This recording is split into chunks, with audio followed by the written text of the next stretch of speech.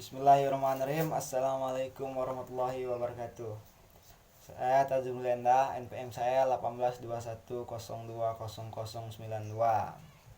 Di sini saya membawakan materi tentang pemeriksaan gugatan di persidangan. Di sini saya memenuhi tugas dari Bapak Herpin Yoki Pradikta MHI, MK Hukum Acara Perdata dan Peradilan Agama. Pendaftaran dan pengadilan. Sesuai asas hukum hakim bersifat menunggu, inisiatif pengajuan tuntutan dilakukan oleh penggugat.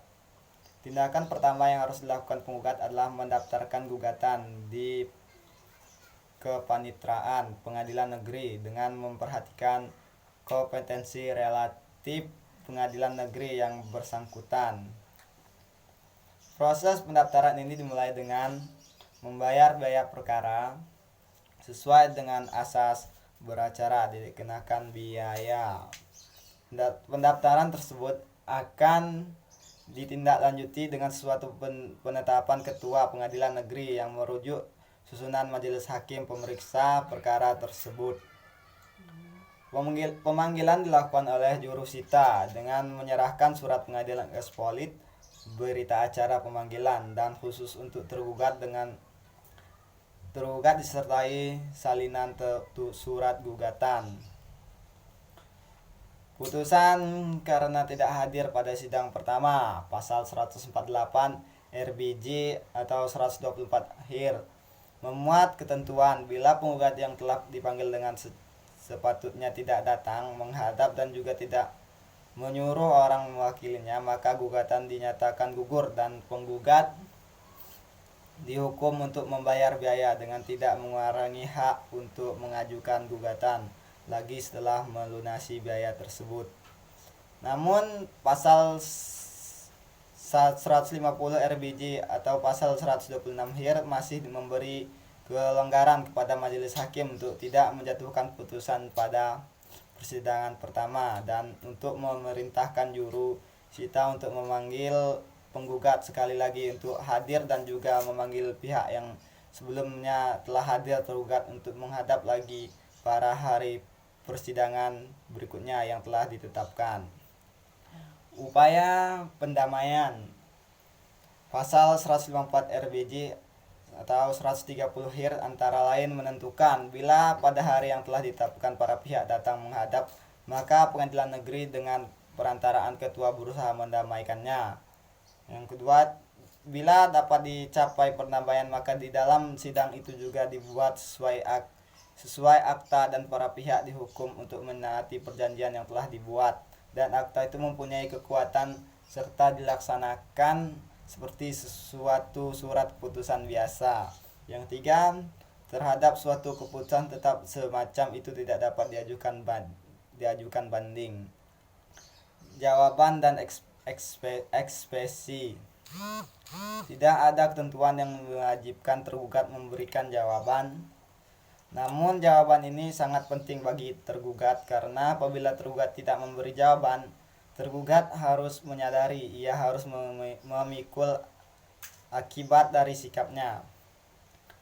Dari jawaban tergugat adalah mengemukakan argumentasi yang menguntungkan posisinya.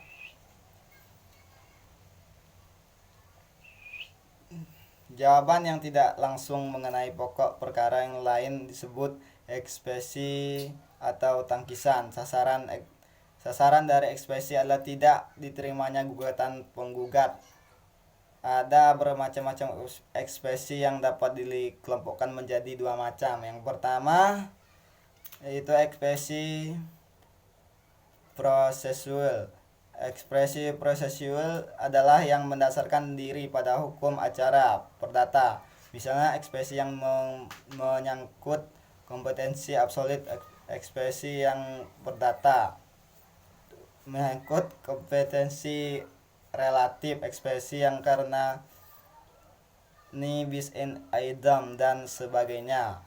Yang B, ekspresi material. Ekspresi material adalah yang didasarkan pada hukum perdata materi. Misalnya ekspresi yang menyatakan gugatan penggugat sudah lewat waktu kadaluarsa, ekspresi yang menyatakan gugatan penggugat belum waktunya untuk diajukan di tawar eksepsi perimeter eksepsi dan sebagainya.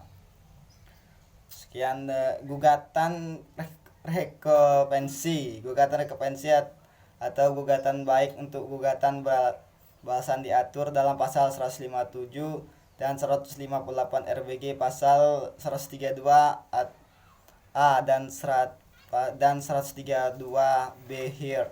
Pasal 157 RBJ mencantumkan tergugat wewenang untuk mengajukan gugatan balik dalam segala hal kecuali a. Bila penggugat dan rekopensi bertindak dalam suatu kedudukan sedangkan gugatan balik mengenai di peradilan dan sebaliknya.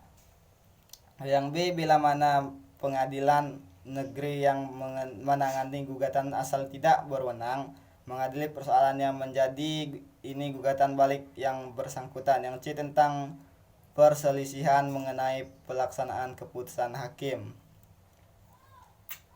Sekian dari saya ucapkan terima kasih. Saya akhiri. Wassalamualaikum warahmatullahi wabarakatuh.